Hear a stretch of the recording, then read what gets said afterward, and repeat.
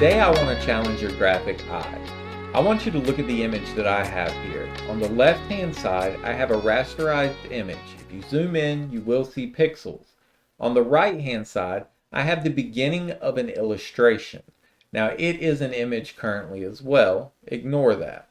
What your goal is to match the style of that illustration on the right and finish out the illustration using that style.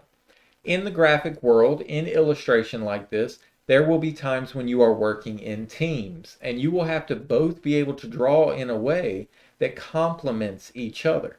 So let's zoom in and let's focus on some things that you'll need to do to make sure you're doing this correctly. Now, one of the main tricks here is making sure that I can't see this line down the middle. So the easiest way to do that is to take shapes that are already started on one side, come in here and draw them out to kind of continue out that shape.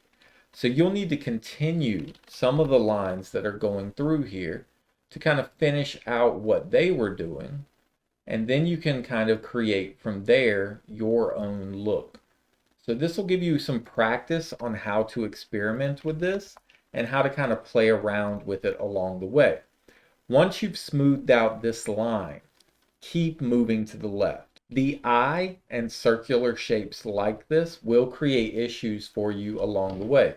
There's nothing saying you can't use smaller triangles to create that eye, but don't feel like you need a huge level of detail in this either.